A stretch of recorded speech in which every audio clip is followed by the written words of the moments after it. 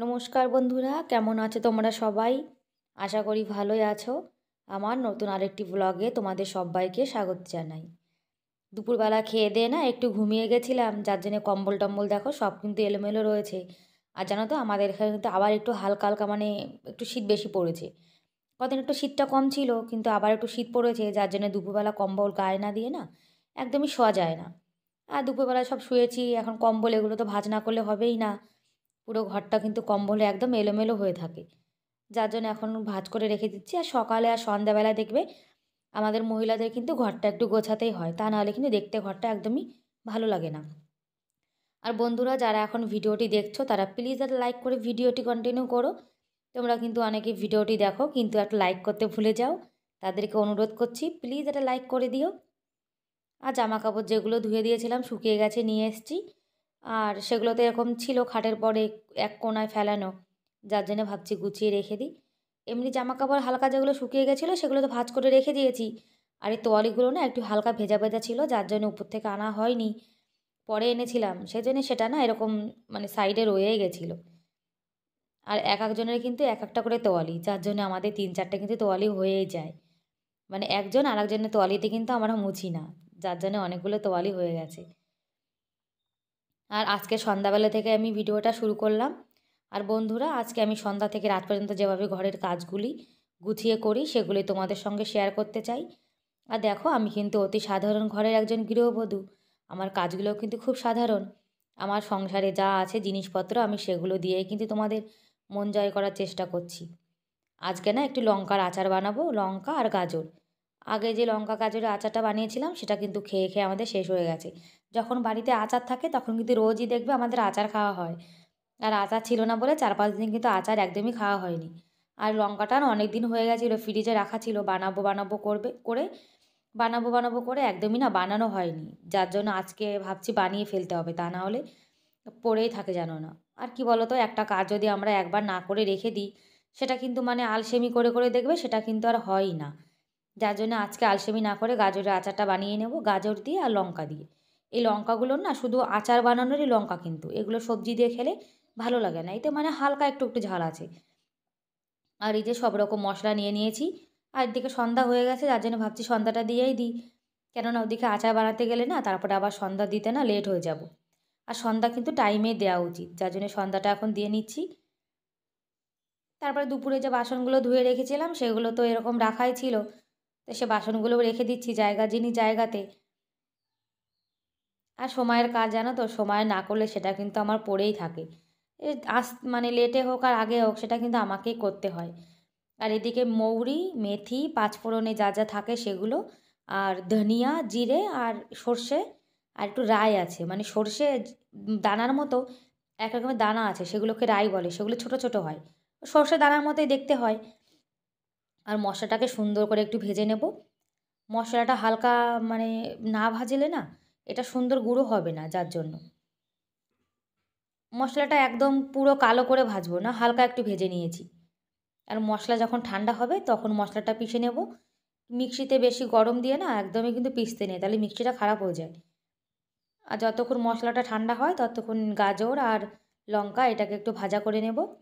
কি বলো তো, এগুলো তো রোদ্দুরে শুকিয়ে তারপরে আচার বানানো হবে না, যার জন্য কাঁচা থাকতে একটু এরকম সেদ্ধ করে নেব। তারপরে যখন আচারটা বানানো হয়ে যাবে তখন 6-7 দিন একটু রোদ্দুরে রেখে দেবো। আচার যত ভালো রোদ্দুরে রাখা হয় তত দেখবে আচারটা কিন্তু অনেক দিন যায়। আর এই লঙ্কার মধ্যে একটু লবণ, হলুদ আর একটু কাশ্মীরি লঙ্কার গুঁড়ো দিয়ে দেবো। কাশ্মীরি লঙ্কার গুঁড়ো দিলে কী হয় বলো তো, একটু সুন্দর না আচারের মধ্যে কালার হবে, যার জন্য। আর আচারে দেখবে একটু কালার না হলে কিন্তু খেতেও কিন্তু ইচ্ছা করে না, তাই না? এখন লঙ্কা আর গাজর হলুদ লবণ দিয়ে সুন্দর করে একটু ভেজে নেব। তারপর এটাকে না একটু ঢাকনা দিয়ে ঢেকে রেখে দেবো। ঢাকনা দিয়ে ঢেকে রেখে দিলে একটু তাড়াতাড়ি সেদ্ধ হয়ে যাবে। আর মশলাটাও ঠান্ডা হয়ে গেছে এদিকে, মশলাটাও পিষে নেব। আর মশলাটা না একদম গুঁড়ো গুঁড়ো করবো না, হালকা একটু শক্ত শক্ত থাকবে। মশলাটা বেশি গুঁড়ো করে ফেললে তখন দেখবে আচার খাওয়ার সময় আমাদের মুখে একদমই মশলাটা কিন্তু কোনো টেস্টই আসবে না, যার জন্য। আর এদিকে গাজর আর লঙ্কা এটাও কিন্তু দেখো হালকা হালকা সেদ্ধ হয়ে গেছে। এটা কিন্তু একদম সেদ্ধ করব না, হালকা সেদ্ধ করব। কেন, যখন আচারটা লঙ্কার মধ্যে তেলের মধ্যে ভিজে থাকবে তখন কিন্তু আলটা আস্তে আস্তে এমনি নরম হয়ে যাবে। আর মশলা কিন্তু আমি অনেকটাই পিষে রেখেছি, মশলাটা সব দেবো না, আচারে যেটুকু দরকার সেটুকুই দেবো। আরটুকু রেখে দেবো, যখন আবার একদিন আচার বানাবো তখন তার মধ্যে কাজে লেগে যাবে। আর এখন আচারটা যখন ঠান্ডা হবে তখন ঢেলে রেখে দেবো আচারের ডাব্বাতে।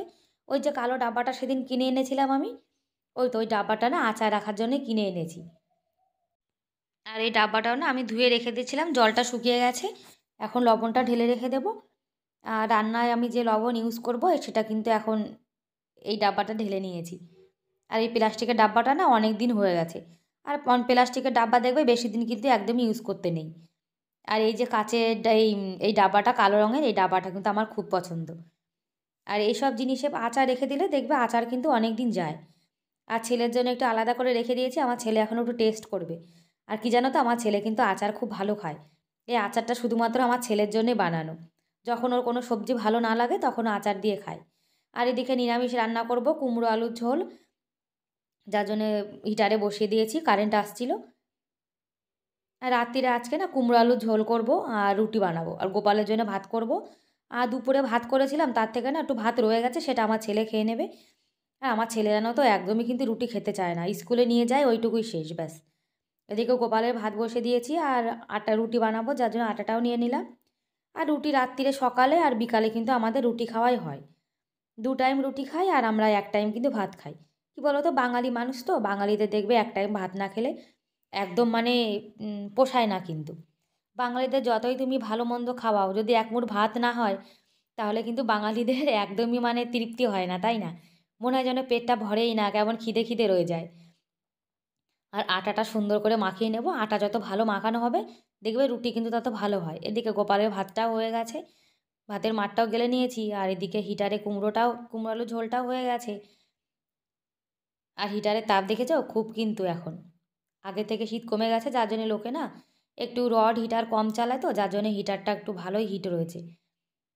কুমড়ো আলুর ঝোলটা কিন্তু একদম নিরামিষভাবে করব, 5 ফোড়ন দিয়ে আর ধনেপাতা দিয়ে দেবো একটু, আর কোনো মশলা টশলা কিছুই দেবো না। একদম সিম্পল রান্না করছি, জানো তো এভাবে সিম্পল কুমড়ো আলুর ঝোলটা রান্না করলে খেতে কিন্তু খুব স্বাদ লাগে, আর রুটি দিয়ে খেতেও ভালো লাগে, ভাত দিয়েও ভালো লাগে।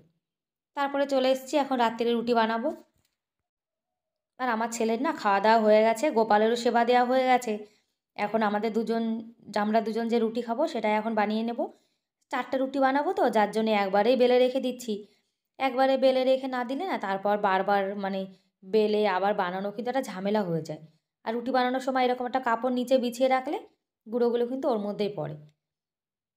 আজকে না 4টে রুটি বানাবো, বেশি খিদে নেই, আমার বর বলছে 2টো খাবে আর আমি ভাবছি একটা খাবো, আর একটা এক্সট্রা রয়ে গেছে, যদি খায় খাবে, তা না হলে সকালে কুকুরকে দিয়ে দেবো। আর রুটিতে ঘি না লাগালে তো আমাদের একদমই হয় না, যার জন্য ঘি লাগিয়ে নিচ্ছি। আর জানো তো রুটিটা এত গরম, আমি হাত দিয়ে ধরতেই পারছিলাম না। হাতটা দেখো কেমন লাল হয়ে গেছে। আর আমার বর পাশ থেকে বলছে মেয়েদের হাত নরম হয় তো, যার জন্য এরকম লাল হয়ে যায়, আর আমাদের ছেলেদের হাত শক্ত, এই জন্য কিছু হয় না। আর এই যে রাত্রিরে খাবার, দুপুরের ডাল ছিল আর কুমড়ো আলুর ঝোল আর রুটি। আর আমি দেখো একটা রুটি নিয়েছি, 1 মুঠ ভাত নিয়েছি আর ডাল আর কুমড়ো। জানো তো আমি এত কম খাই রাত্রিরে, তারপরেও না আমি মোটা হয়ে যাচ্ছি। মানে খেলেও আমি মোটা, না খেলেও মোটা। আর দেখ কতগুলো এঁটো বাসন হয়েছে, এই বাসনগুলো এখন সব ধুয়ে রাখতে হবে। আর গ্যাস ওভেনটা এখন পরিষ্কার করে নেব। আর বন্ধুরা, যারা ভিডিওটি দেখছো, তোমাদের যদি ভিডিওর কোনো অংশ ভালো লেগে থাকে তাহলে প্লিজ একটা লাইক করে দিও। আর আমার চ্যানেলে আজকে যারা নতুন ভিডিওটি দেখছো, এখনও চ্যানেলটিকে সাবস্ক্রাইব করোনি, তাদেরকে অনুরোধ করছি প্লিজ আমার চ্যানেলটিকে সাবস্ক্রাইব করে আমার এই ছোট্ট পরিবারের পাশে থাকতে পারো। আর যারা অলরেডি এই কাজটা করে দিয়েছো তাদেরকে অসংখ্য ধন্যবাদ। আর যারা আমাকে সুন্দর সুন্দর কমেন্ট করো, তাদের কমেন্ট করার জন্য অনেক অনেক ধন্যবাদ। আর যারা আমার পাশে আগে থেকে রয়েছে তাদেরকে আমি অসংখ্য ধন্যবাদ জানাচ্ছি। আর রান্নাঘরটা কিন্তু আগে থেকে পরিষ্কার করে রেখে দেয় ভালো, কেন সকালে ঘুম থেকে উঠে না এলোমেলো রান্নাঘর দেখতে দেখবে একদম ভালো লাগে না, যার জন্য রান্নাঘরটা না পরিষ্কার করে বাসন ধুয়ে রেখে দেবো। আর আজকের ভিডিওটা কেমন লাগলো তোমরা কিন্তু কমেন্ট করে আমাকে অবশ্যই জানাতে পারো, তাহলে আমার খুব ভালো লাগবে। আর বাসন টাসনও ধুয়ে নিয়ে চলে এসেছি। ব্যাস, আজকের মতো এ পর্যন্তই, বাই বাই।